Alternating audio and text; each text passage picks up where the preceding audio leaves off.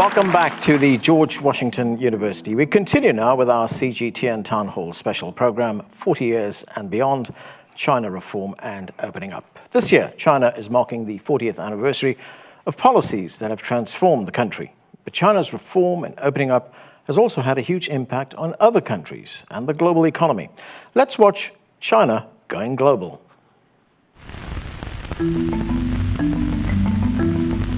1979. Opening up. Chinese leader Deng Xiaoping visits U.S. President Jimmy Carter at the White House as China establishes diplomatic relations with the United States.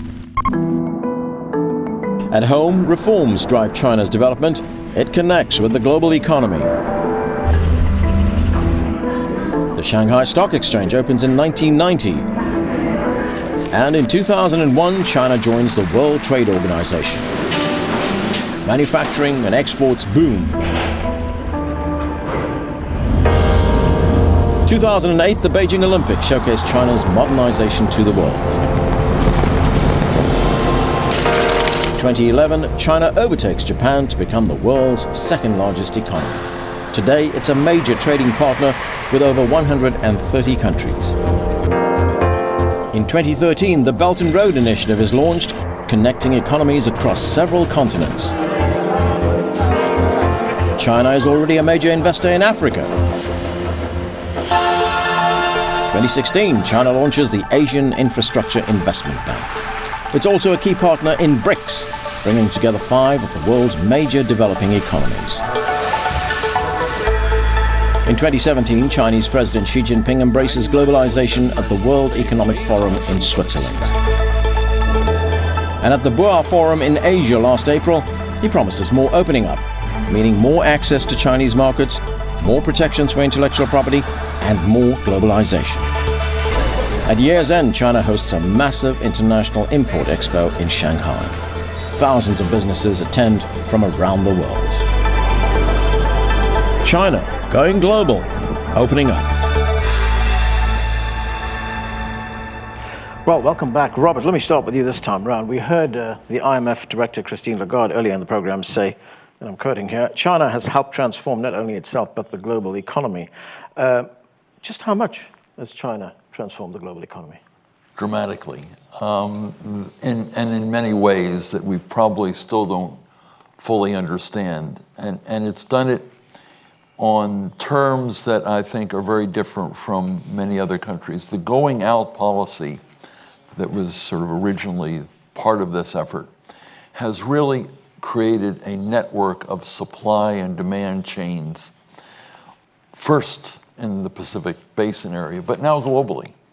And more countries are now focusing, and companies in those countries are focusing on the opportunities in the China market.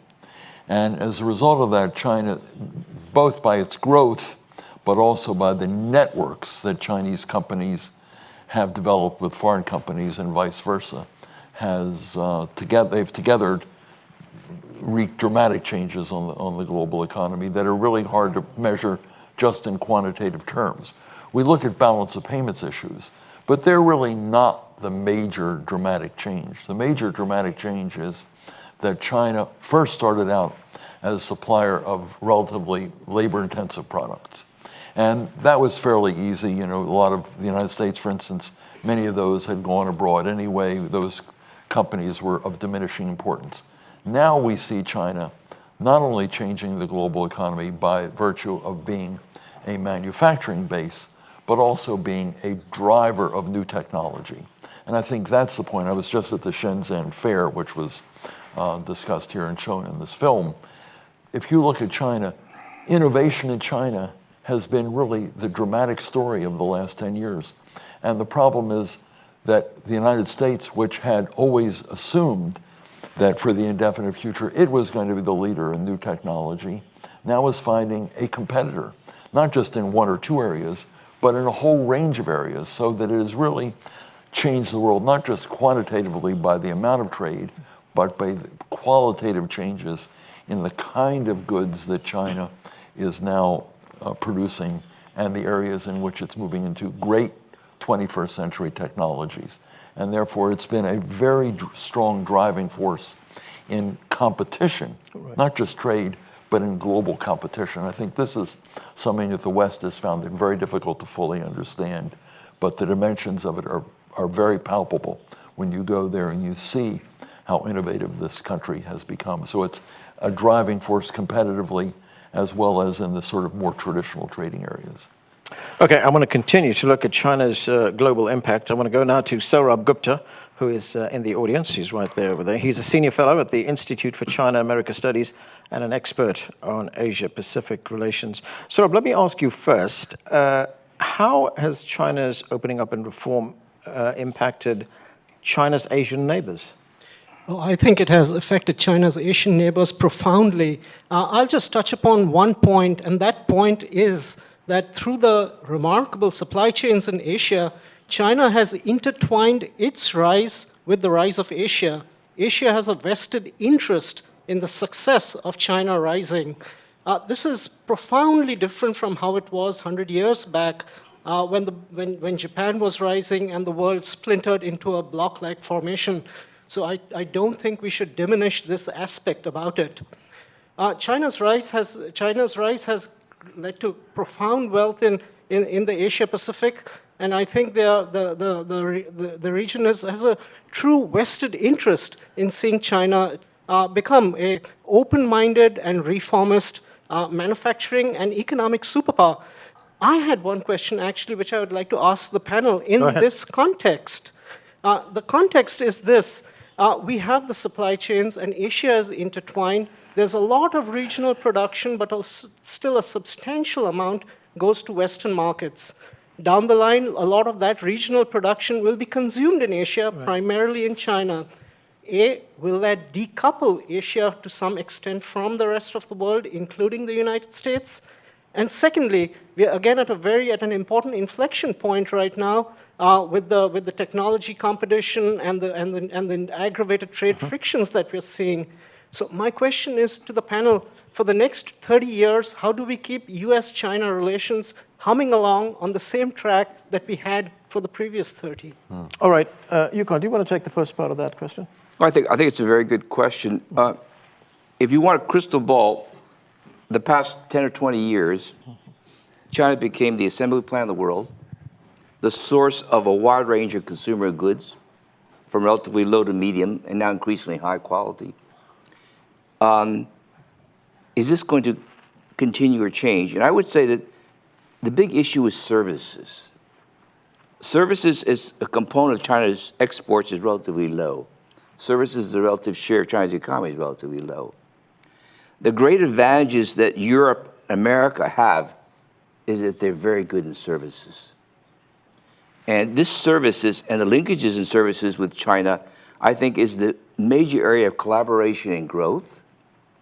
And that's the major area where China actually can develop, because it is not, in fact, as competitive in services as it is in manufacturing. Okay. And then the question is, a China which becomes more services-oriented, the nature of what it exports and produces and how it interacts will also change. And I think that's going to be different from what it was in the last 10 years.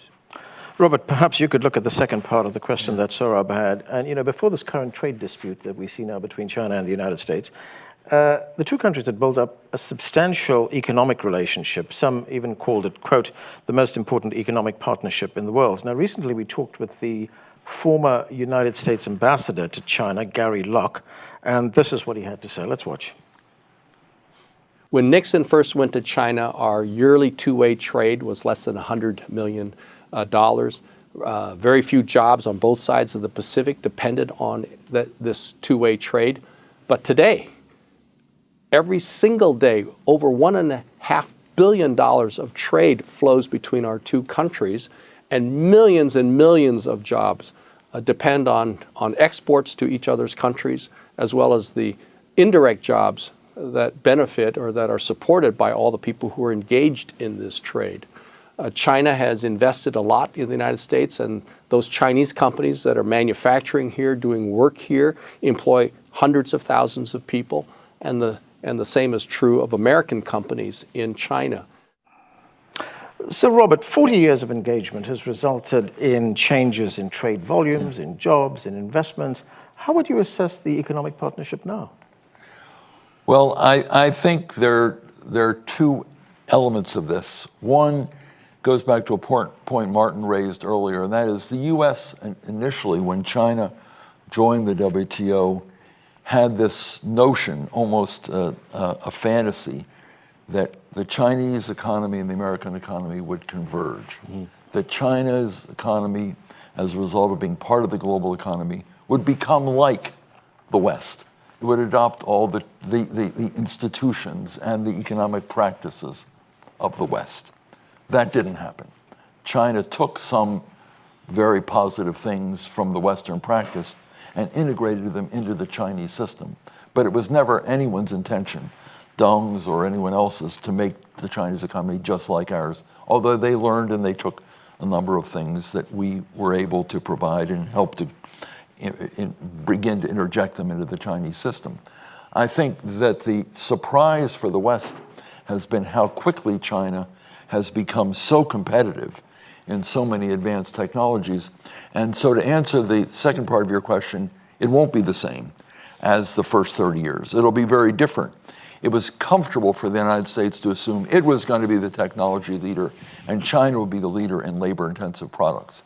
And that was fairly comfortable, and Americans could sort of understand this.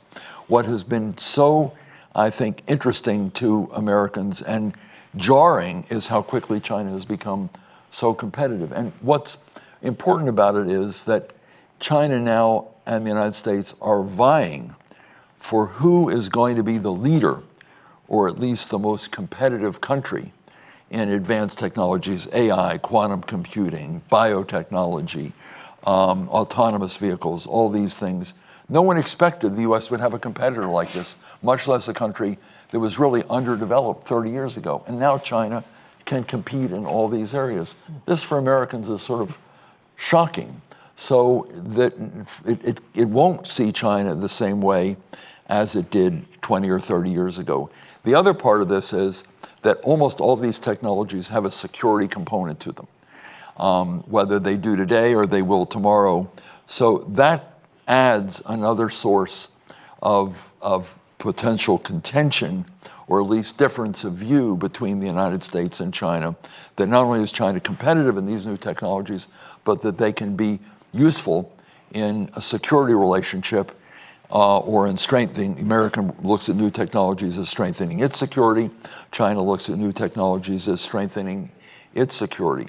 The key question now is, how do we manage this relationship in a different environment where we're competing in high technology spheres as opposed to the way we were competing labor intensive versus capital intensive 20 years ago or 10 years ago. So managing these differences is going to require a very different set of concepts, a very different set of relationships, and an understanding that we're competitive in certain new technologies. China's going to continue to advance.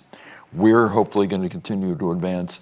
But working out how the global economy develops rules and practices and norms to avoid conflicts in these technologies and to ensure a level playing field in these technologies, that's going to be a very, very big challenge, quite different from the challenge of the last 20 years.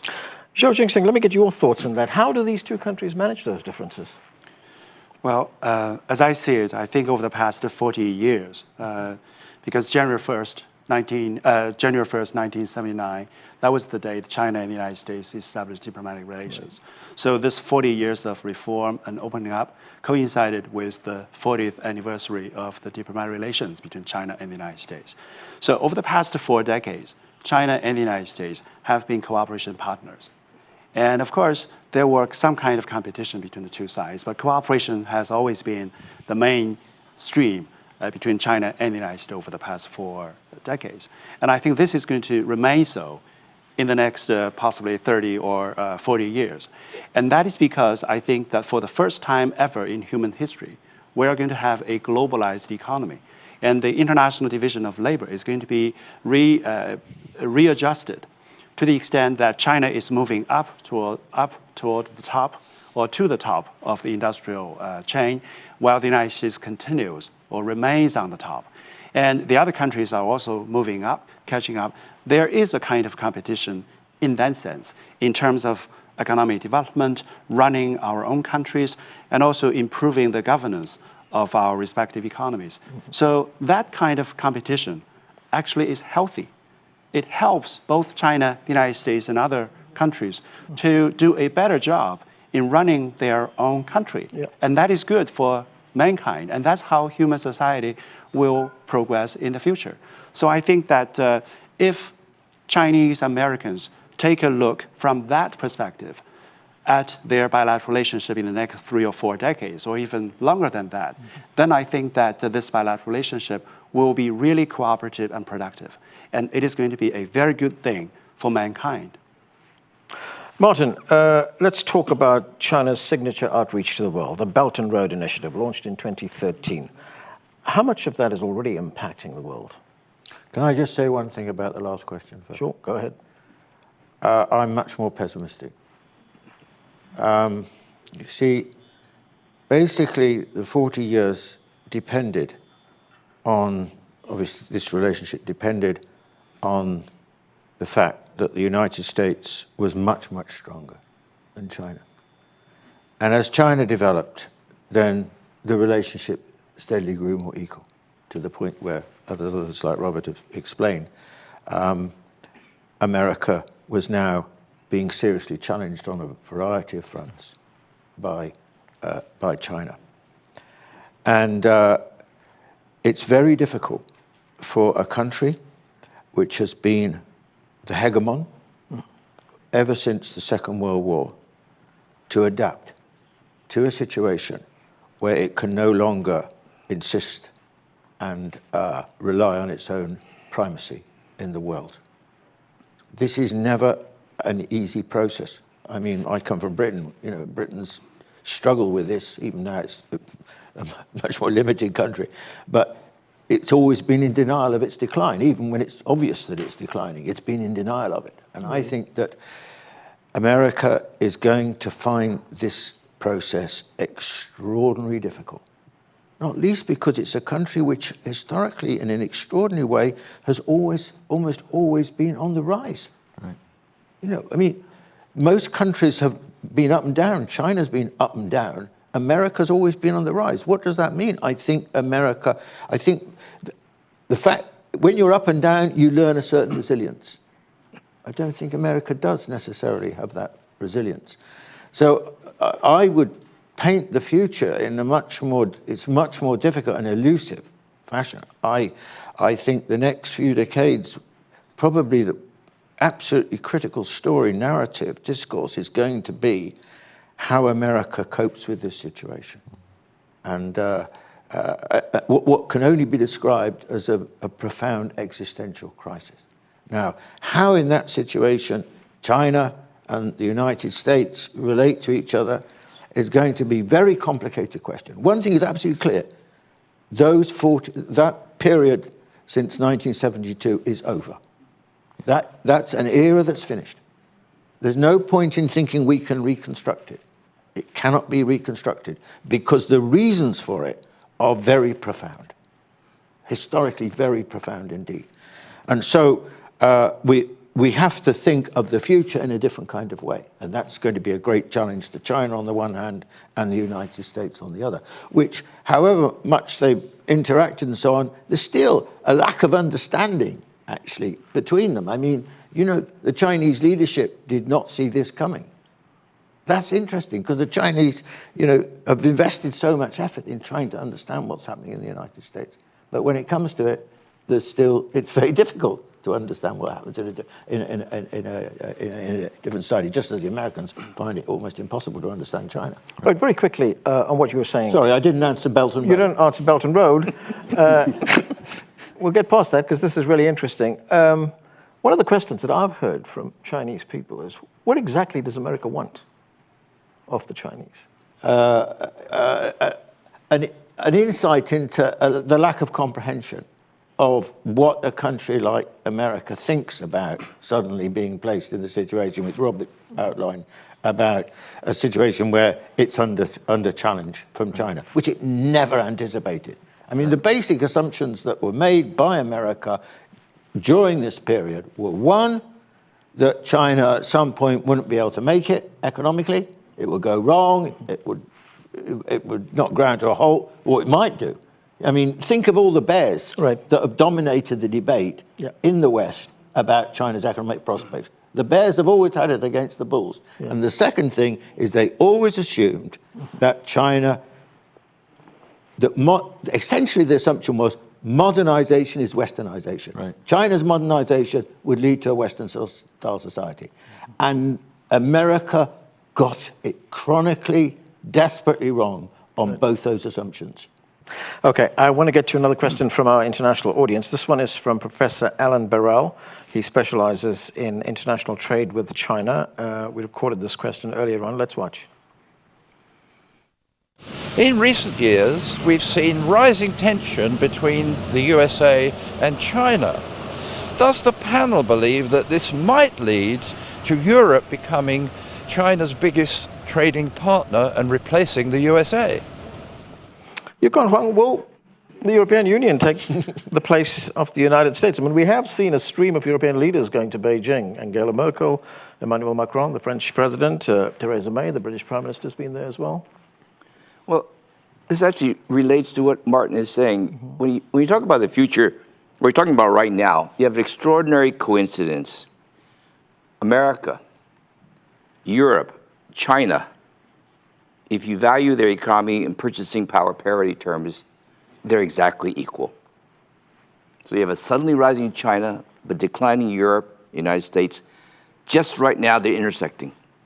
If you look at their shares of trade, exports versus imports, it's a share of the global trade. Europe, America, China shares exactly the same. So no wonder we feel this kind of a tension. The tension of being is the power shifting in some ways.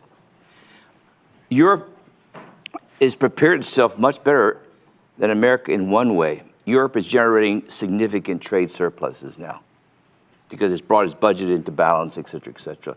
America's trade balance is going to go the other way. It's going to get much larger and much worse. So on one score, Europe's trading relationship with China will be less tense in the future than America's. And because of the composition of trade, what they want, there's also what I call an interesting kind of complementarity which does not exist with China and America. America's trade with China is basically agricultural commodities, planes, and high-value services. Europe's trade with China is across a broad spectrum of manufactured goods, from cars to transport equipment to manufactured goods and high-end consumption goods. So you go to China and you walk into the malls and you look at the stores, they're 90% European, okay? You don't see any American stores there. You only see European stores. So this issue about synergism between Europe and China in terms of trade relationships is actually, I think, something which is emerging. And that's why you see at a certain level, stronger interaction between Europe and China in trying to forge relationships on WTO, bilateral investment treaties, partially in response to what they see happening here in the United States in terms of White House trade policies. So I think that is, in fact, a trend that's emerging. Okay, we are going to take a question now from a member of our audience. Song Zhang is there. He's from Shanghai Wenhui Daily. Go ahead. Thank you. I think at least to a lot of policy-making people in Washington here, the so-called decoupling policy is a way to contain China, which means America will try to drive away their supply chain out of China and to neighboring countries. To what extent do you think the policy will work, and what China should take actions to deal with it? Thank you. Robert? Yeah, this is a very good question, which goes back to the question we were discussing a little while ago. I think there are two schools of thought in the current administration, and perhaps in the country as well, but sort of focus on the current administration. One is that The goal of the United States should be to contain China's rise as an advanced technology power, to contain China's advance in the 21st century technologies, because they're so critical to economic growth, that if China does succeed in becoming preeminent or much stronger, it will give China an even greater economic advantage than the US. I think some people exaggerate this, but they make the case anyway. And then there are those who say, well, China is going to advance as a technology power, but what we ought to be doing is negotiating the rules of competition today. Subsidy issues, questions of partnership requirements, things of that sort that are on the American trade negotiating agenda. So one is hold China down, and that would go into the school of thought that you're suggesting, and that is to try to decouple so that American companies won't be as dependent on Chinese products, particularly advanced technology products, and the United States won't sell high technology products to China, or allow its companies to invest in China if that suggests transfer of technology. There's one school of thought that strongly holds to that view, and some of those people are in the White House. And then there's another that puts it in a more conventional negotiating rules-based, rules-oriented conversation. Can the two be severed? Can our economies be decoupled? I think that would be very difficult, and I think also a problem, because competition in the global economy, as we were discussing earlier, depends on interaction. The great papers in advanced technologies, in advanced bioscience, are done between scientists in China, in Britain, in the United States, and elsewhere working together. Some of the advanced technologies in a lot of areas are collaborational. So to sever that, the relationship between the United States and the rapidly rising Chinese economy, I think, A, would be very difficult, and B, I think would probably set back technological advancement in at least some sectors. Okay, I want to go to another question now from our audience, and this is Ambassador Cecilia Nahan. Ambassador, nice to have you here. Go ahead with your question. Hello, how are you? Recently, the Trump administration has referred to China's activity in Latin America as predatory. So my question is, what do you think about this? And more broadly, how would you characterize the role, the goals, and the challenges of Chinese engagement in Latin America? Thank you. Right, this is a characterization we've heard about. Zhou Jingsing, what is your response to that kind of criticism? Well, I think it actually concerns about China's worldview, what kind of world China wants. And just now you said that many Chinese are asking another question, what the United States wants from China. And I think a more fundamental question is, what kind of world does the United States want? So because these two questions actually concern about the very fundamentals of our worldviews. And I think we see the world as one in which that all countries can coexist with each other peacefully. And regardless of their size, strength, and also wealth, we should work together to entertain and make decisions on international and regional issues together. And I think that's how we see the world. And that is why at the 19th Party Congress, President Xi Jinping put forward the idea of building a community of shared a future for mankind. So our foreign policy toward Latin America, Africa, Asia, and the other region of the world actually have something in common. That is, we want to have a mutually beneficial relationship with these countries. We want to work together with them to build a better future for our future generations. And we are not in for competition with the United States or with the other countries to fill into the vacuum left over by a certain power. That's certainly not what we want, because that is inconsistent with our worldview, and that is also actually inconsistent with the Chinese nation's DNA. Okay, we have another question now from our international audience. This question from Nairobi in Kenya. Let's watch. My question would be, what is China doing to see that Africa increases manufacturing sector and produces value-added products, not tax, value-added products, so that we can take advantage of the China International Import-Expo, which is opening up the Chinese market for Africa or for Kenya products. What are they going to do to ensure that we have a lot of manufacturing companies in Africa or in Kenya? Zhu Xinseng, do you see an opportunity, as we just heard in that question there, for more African products to be sold in China? Well, so far, 90% of imports that China made from African countries are in the natural resources. So 10% are about industrial products. And I think that what China has been doing and will continue to do is to try to work together with the local economies in Africa and try to make investment there, bring our production lines there. So I think that with time going by, we will be able to see more products coming from Africa to China. And also, I would like to add that China-Africa cooperation has had a long history. It is not something new. We started cooperation with Africa and our support to the African countries immediately after the founding of the People's Republic. So we provided assistance and loans, and we have enjoyed a very good mutually beneficial cooperation. They support us, we also support them.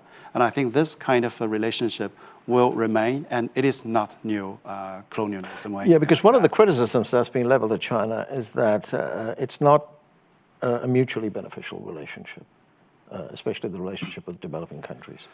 I was an interpreter for the Chinese leadership in a couple of years back. And I've been to like 30 countries in Africa, traveling with the Chinese leadership.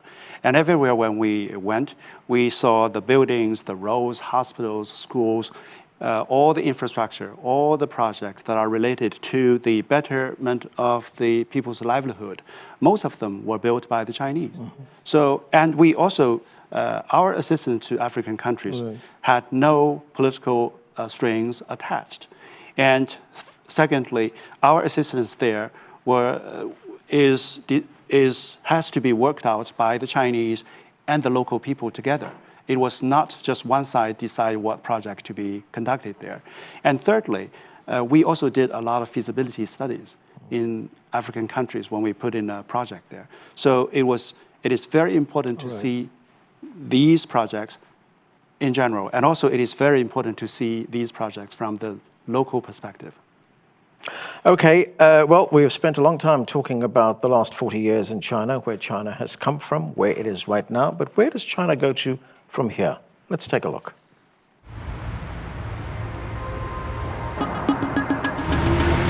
"40 years on, what's next for China?" Chinese President Xi Jinping has promised more reform and opening up. What's the future for Chinese innovation and investment? How much impact will China continue to have on the global economy? What can it do to counter protectionism? What are its big domestic issues? What about the growing middle class and its consumer demands? Will an aging population impact employment? How does China tackle inequality? Is China going to avoid the middle income trap? What's the future of urbanization? Can environmental concerns like smog be solved? How will China continue to interact with the world? Does it need to open up even further? Lots of questions, 40 years on. Well, certainly lots of questions. Martin, you told us earlier on that you're not very optimistic, but where do you see the path of Chinese transformation going from here? When I say I'm not very optimistic, because it's about the relationship with the United States and China. I'm actually, with certain reservations, confident about China.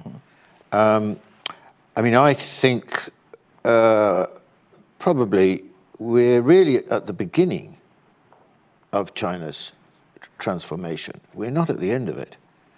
I mean, I've been really struck by the speed with which China has innovated in some key areas, of which the most notable is technology.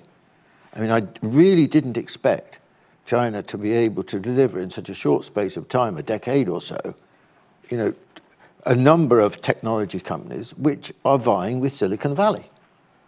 And I didn't see anyone else particularly predicting this outside China anyway. So I think that actually what we're witnessing is just the beginning of China arriving at a, you know, in some aspects, an advanced economy and continuing to be extremely innovative in the process. So historically, we've always associated, for a long time anyway, you know, for the last century, modernity above all with the United States. And I think that's going to change. I think we're going to increasingly associate the very nature of modernity with China rather than the United States. My reservation that I expressed was I think the international climate could be very difficult for China. I mean, if relations with the United States continue to be troubled, or what's going to happen to the international economy? I mean, I think it's still very,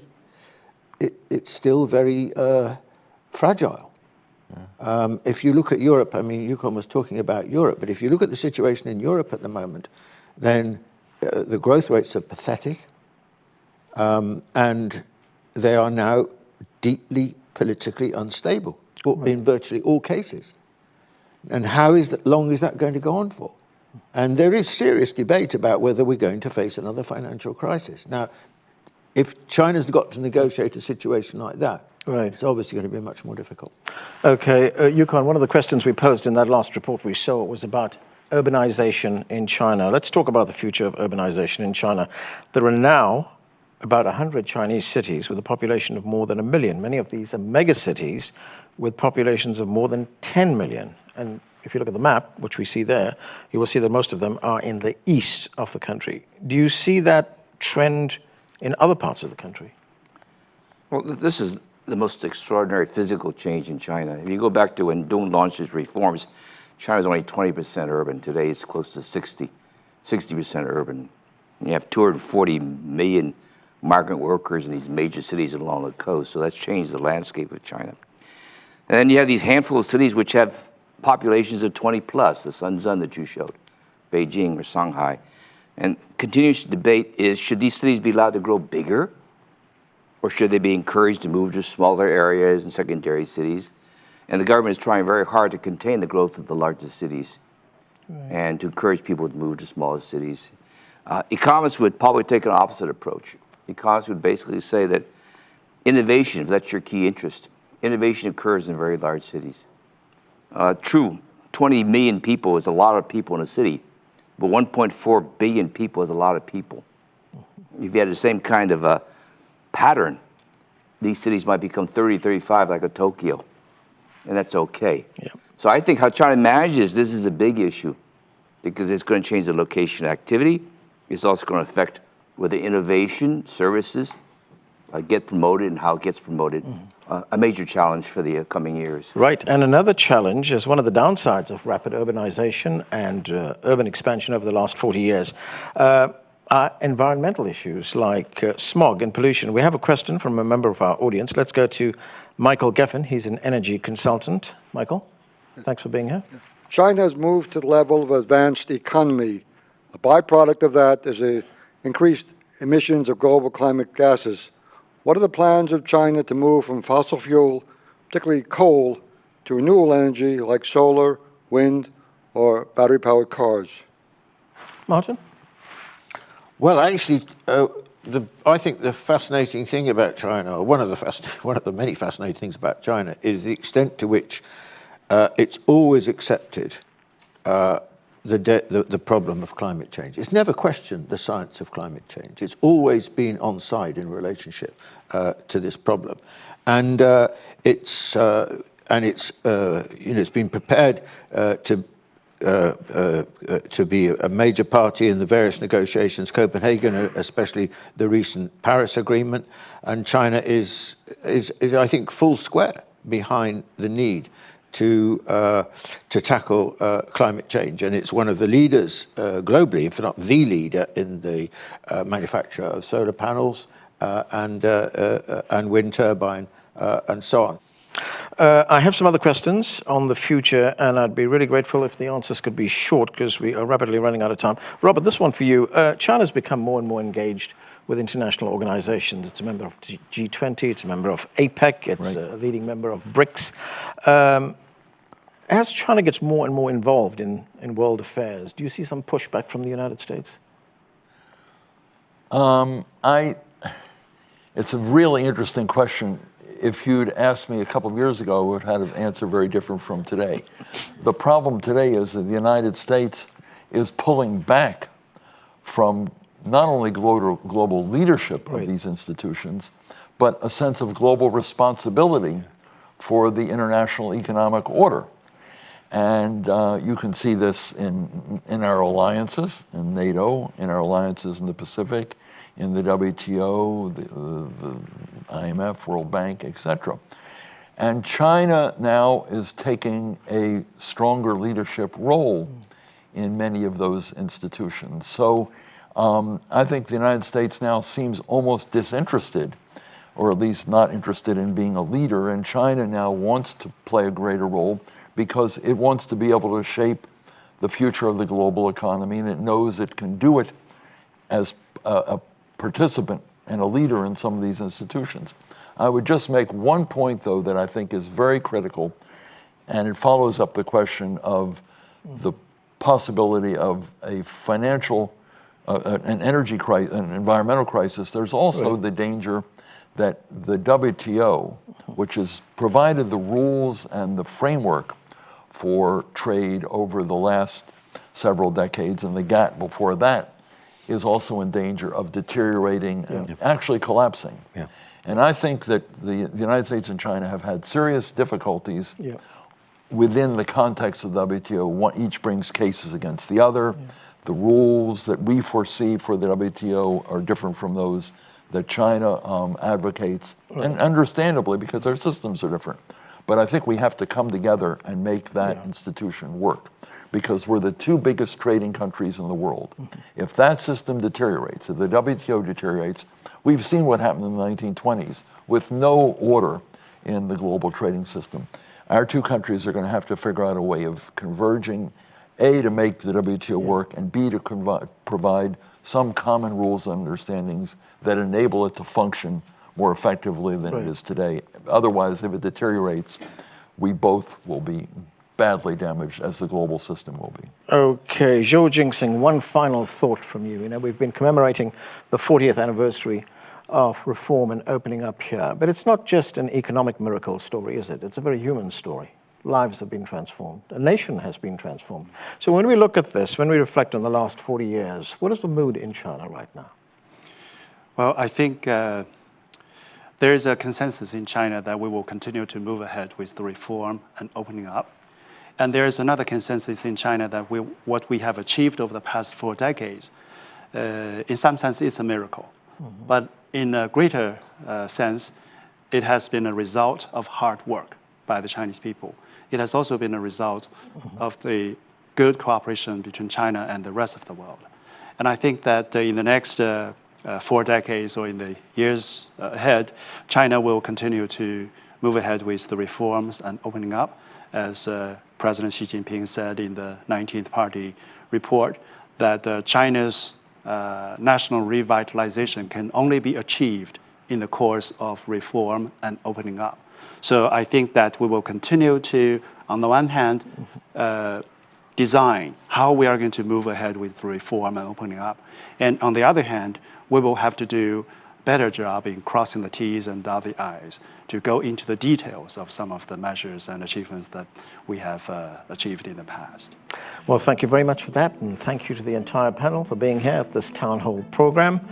And there we are going to have to bring the show to a close. That has been a great discussion. I want to thank our panel here for their expertise and insight. I would also like to thank all of you in the audience for attending, and of course our viewers out there for watching.